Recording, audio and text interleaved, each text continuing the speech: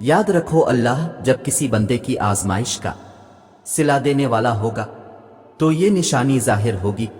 अल्लाह ताला ने कुरान करीम में फरमाया, आप इतना ही आजमाए जाएंगे जितना आप बर्दाश्त कर सकते हैं। ये अल्लाह का वदा है। अल्लाह किसी जान को इसकी ताकत से ज्यादा तकलीफ नहीं देता और अल्लाह का हर वदा सच्चा है। इस आजमाइश के बाद आपको जो सिला मिलेगा इसे पाकर अब शुक्र के सजदे करते चले जाएंगे। जानते हो, हर आजमाइश के पीछे बड़ा सिला होता है। एक वक्त आएगा कि अल्लाह तुम्हारे तमाम सवालिया निशानों के आगे तकमील का नुक्ता लगा देगा। वो बस कुन कहेगा और हर चीज की कौन की तशरी बन जाएगी और तुम पर बहार जरूर लाएगा, अगरचे तुम्हारी खिजा तवील हो। कुरान कहता है, और अल्लाह आपको यूं खुश कर देगा जैसे आपने कोई गम देखा ही ना हो। याद रखो, आपका रब आपसे बहुत मोहब्बत करता है। आजमाइश के साथ आसानी पहले ही लिख दी गई है। यकीन रखिए इस पर, जो मुश्किलों में डाल सकता है वो निकाल भी सकता है कि जो काम आपके बस में नहीं वो इसी के इख्तियार में है। कभी यूं ही रब का शुक्र अदा किया करे। ना जाने कितने खतरात आपके पास आने से पहले पलट जाते हैं, कितने दुख आपको छू कर गुजर जाते हैं, कितनी खुशियां बना मांगे आपके कदमों में रख दी जाती है और कितना सुकून आपका मुकद्दर बना दिया जाता है। जैसे अल्लाह कहता है कि मैं किसी भी जान को इसकी ताकत से ज्यादा नहीं आजमाता हूं, तो कैसे मुमकिन है तुम्हारी आजमाइश खत्म नहीं हो सकती? अगर एक आजमाइश के बाद दूसरी आजमाइश आ रही है तो जान लो अल्लाह तुम्हें मजीद अपने करीब करना चाहता है, तुम्हें अपनी मोहब्बत से नवाजना चाहता है। वो जब तक आजमाएगा तब तक तुम मुकम्मल इसकी मोहब्बत से सुर्खरू नहीं हो जाते। जानते हो तुम पर मुश्किल क्यों आती है? ताकि तुम अल्लाह की तरफ रुजू कर सको। तो क्या तुम्हें यह लगता है कि इतनी बड़ी दुनिया में सिर्फ तुम्हें ही मुश्किल इस वजह से क्यों आई?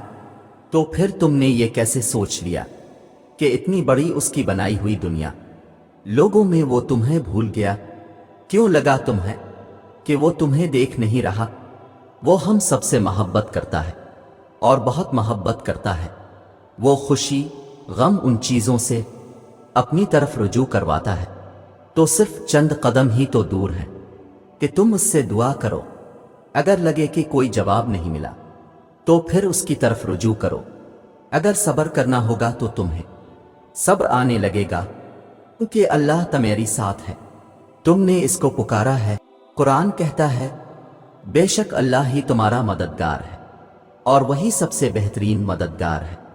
जानते हो वो कौन सी निशानी है जिसकी तुम तलाश में हो? तो सुनो, अगर तुम्हारी आजमाइश सख्त से सख्त होने लगे तो समझ लो कि अनकरीब अल्लाह तुम्हें तुम्हारी आजमाइश का सिला देने वाला है। जानते हो, जब हम अल्लाह से किसी बहुत बड़ी शय की ख्वाहिश कर बैठते हैं फिर अल्लाह हमारा सब्र आजमाता है, हमारे यकीन का इम्तिहान लेता है।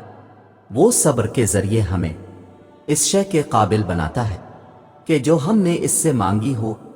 सब्र से बंदा निखरता है, संवरता है, उसका किरदार मजबूती का दामन थामता है और बंदा जितना भी सब्र करता है इस सब्र का अजर इतना ही दुगना होता चला जाता है। जानते हो, दुआ इन तरीकों से आपकी मदद करती है जो आप अपने वहम व गुमान में भी नहीं सोच सकते।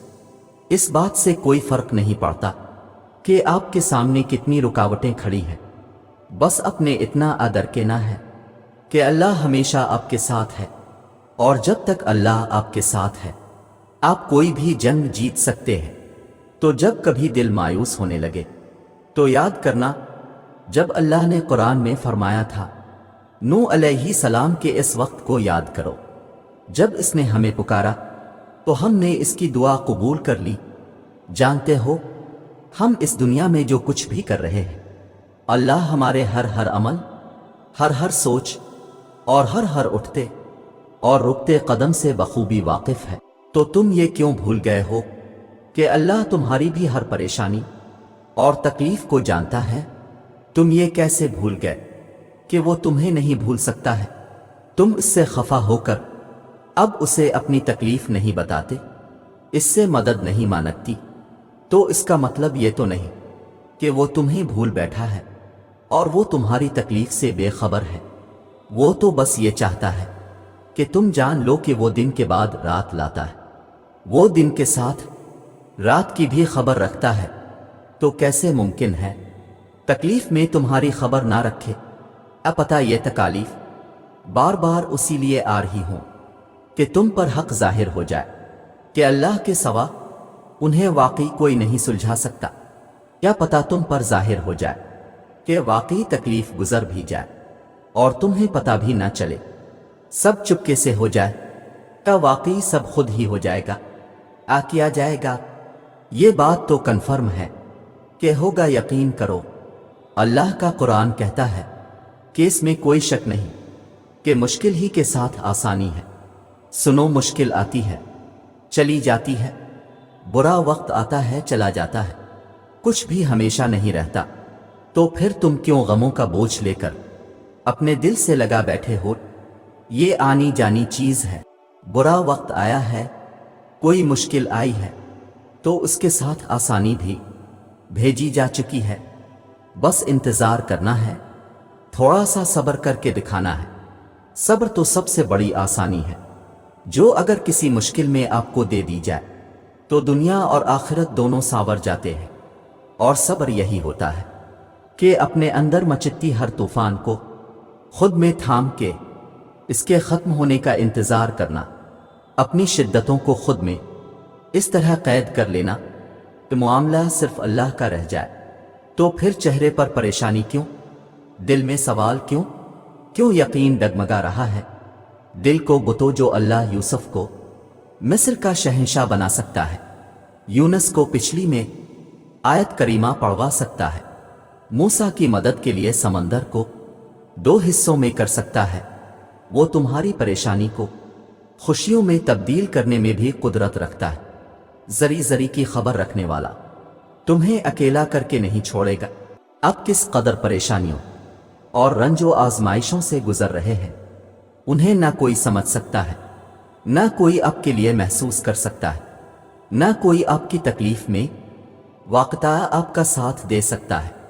یہ دنیا انسانوں سے بھری ہے، یہاں سب اپنے اپنے مسائل میں گھرے ہوئے ہیں، نہ آپ ان کی تکلیف سمجھ سکتے ہیں، نہ وہ آپ کی علم آنے ہیں، تکالیف آنی ہیں، لیکن ان کا مقصد واقعہ تب پورا ہوگا جب آپ اپنی توجہ اللہ کی طرف مرکوز کر کے اسی کو اپنا مسیحا سمجھیں گے، اسی سے فریاد کریں گے، اسی سے مدد کی امید رکھیں گے۔ تب آپ جانیں گے کہ حضرت یعقوب نے یہ کیوں کہا تھا، میں اپنی پریشانی اور اپنے غم کی فریاد اللہ ہی سے کرتا ہوں۔